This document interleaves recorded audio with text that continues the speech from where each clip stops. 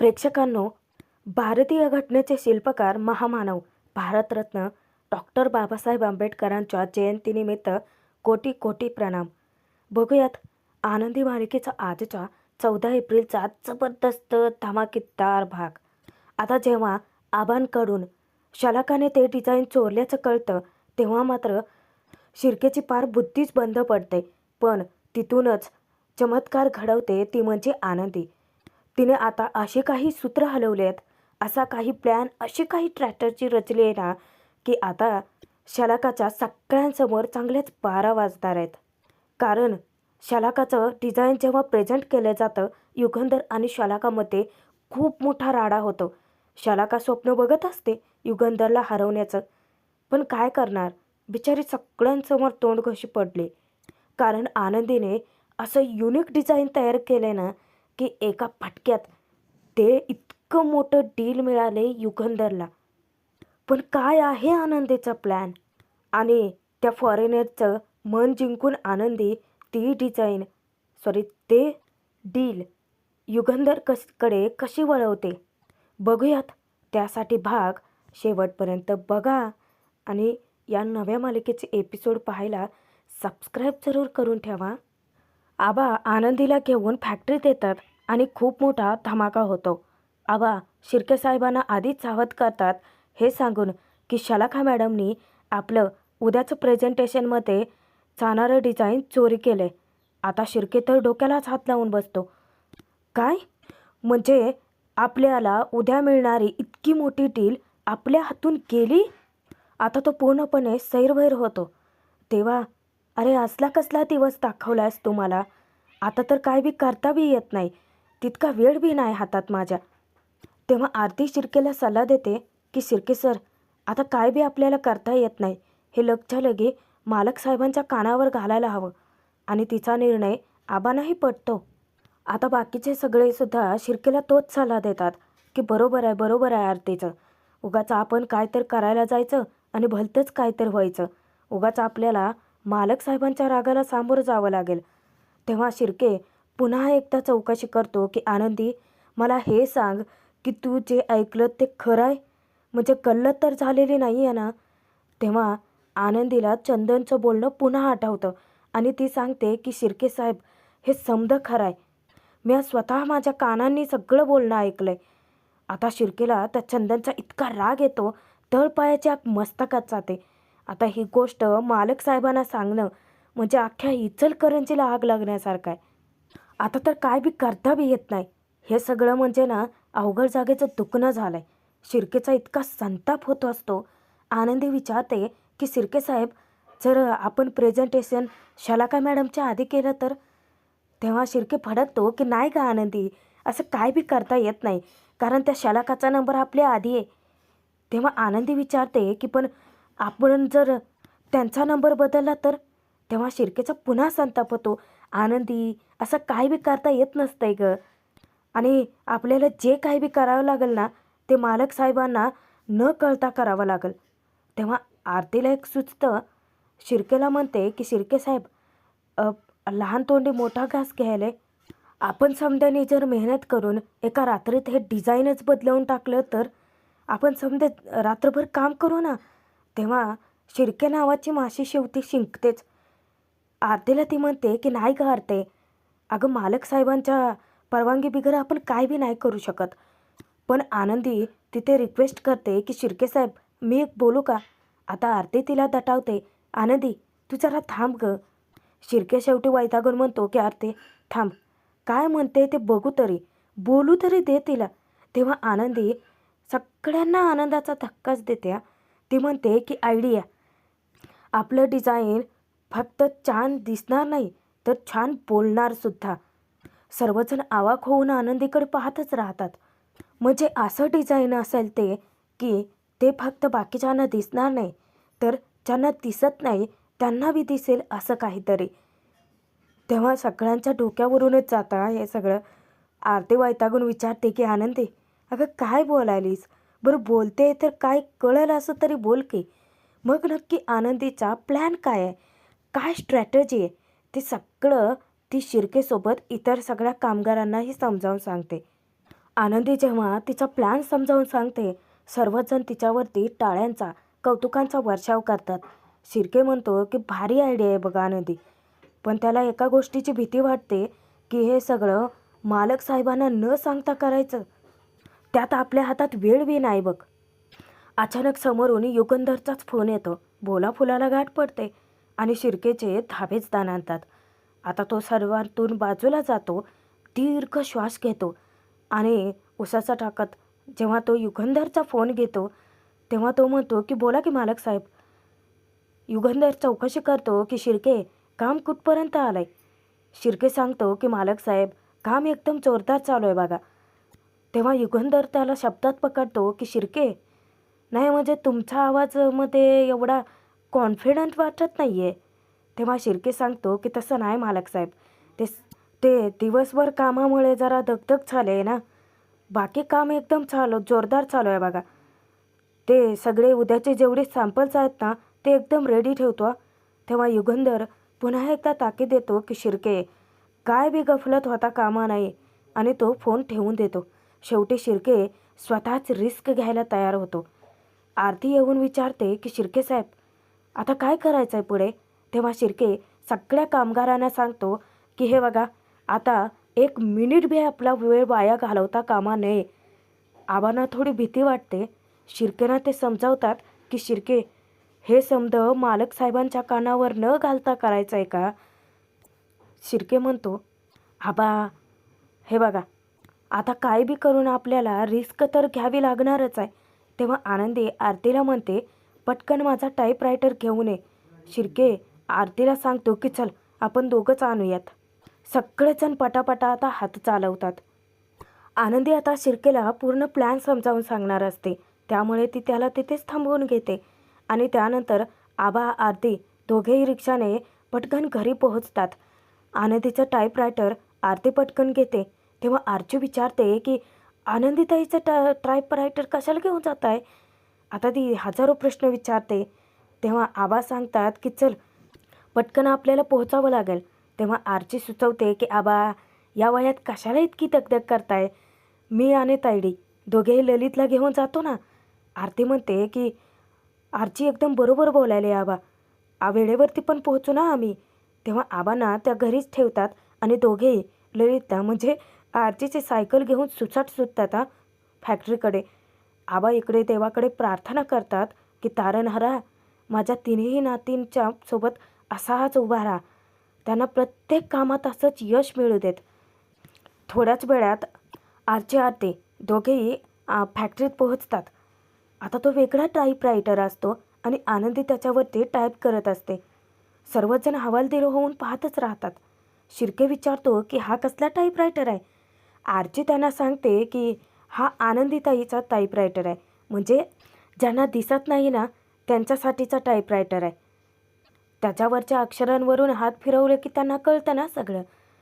आता जे डिझाईन बनवायचं ते आनंदीने तयार केलेलं असतं आणि तेच ती शिर्केच्या हाती सोपवते. शिर्के पार सुन्नच होऊन जातो की आधी सर्वांचे धाबेदान आणतात. घाबरतच आनंदी विचारते की काय झालं शिर्के सर, काय चुकलं काय, डिझाईन आवडला नाही काय. तेव्हा शिर्के गालातच हसतो आणि कौतुक करतो की एकदम भारी बनवलंयस बघ. शिर्के आता सगळ्यांना पटापट कामाला लावतो. त्यानंतर आता सर्वजण पटापट हात चालवत असतात. कोणाचंच कुणाकडे लक्षच राहिलेलं नसतं. सर्वजण आपापले कामं अगदी व्यवस्थित पार पाडत असतात. शिर्केला जरा सुरुवातीला टेन्शन आलेलं असतं.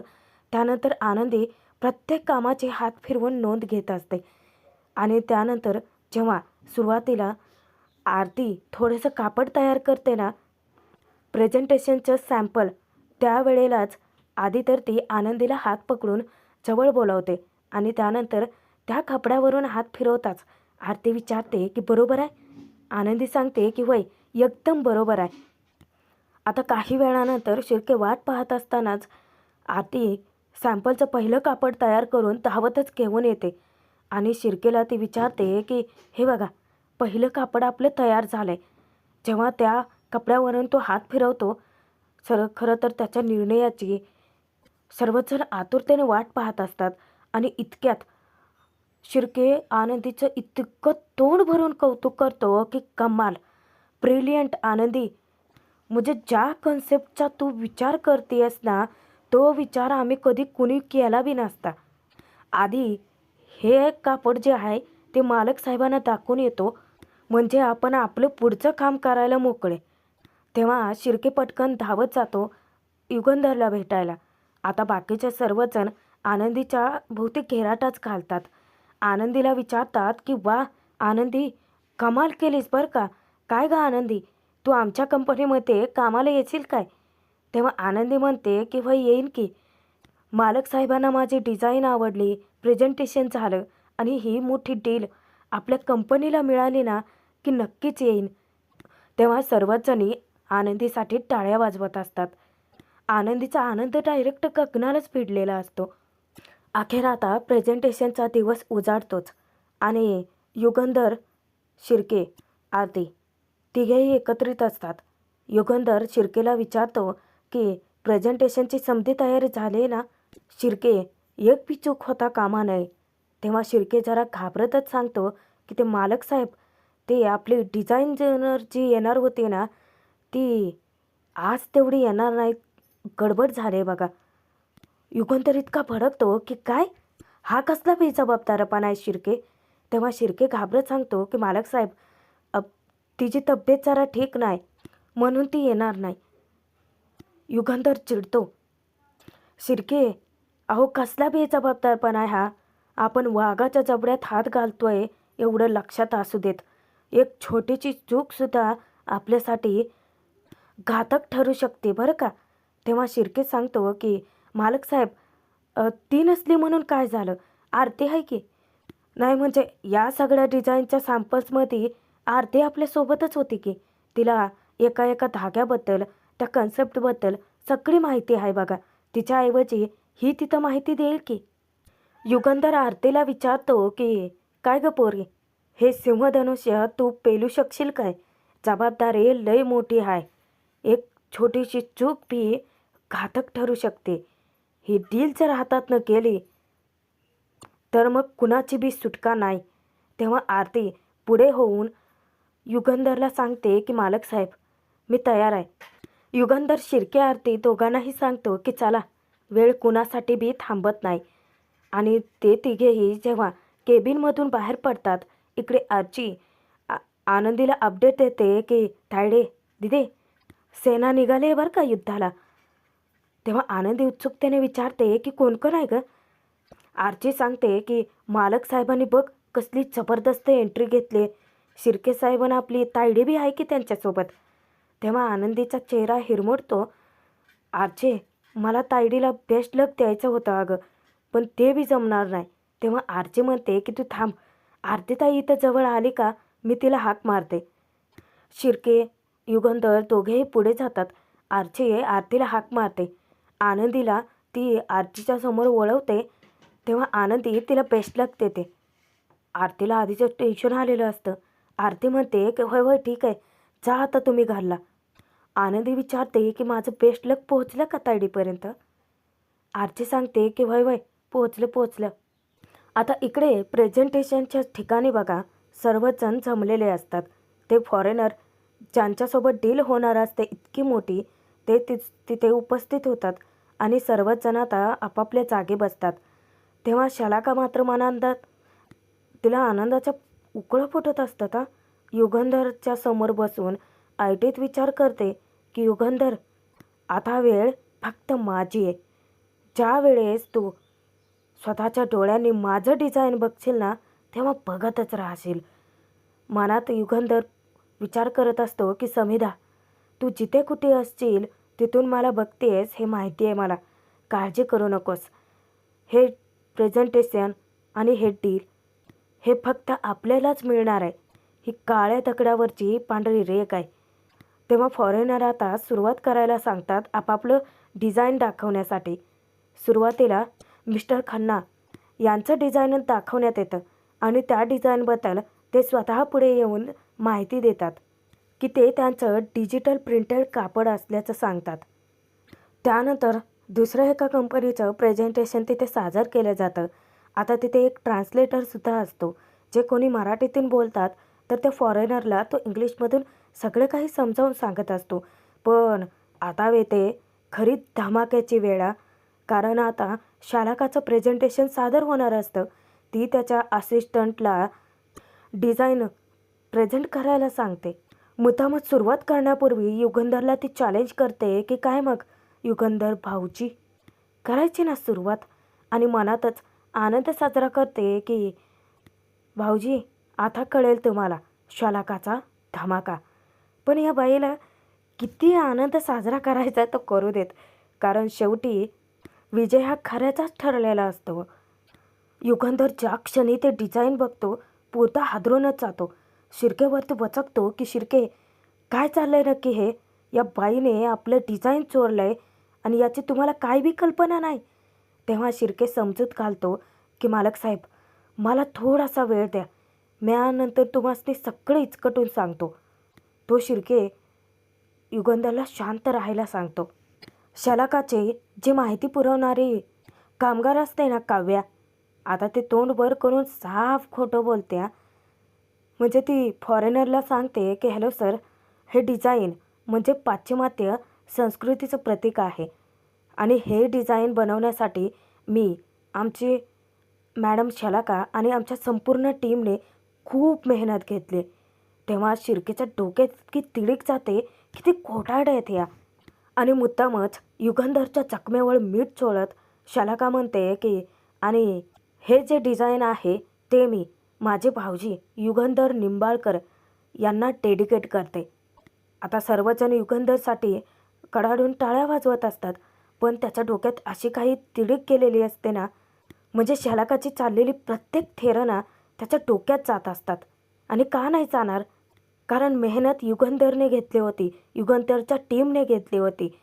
आणि आज शलाका त्या फॉरेनरसमोर स्वतःचा हक्क गाजवते.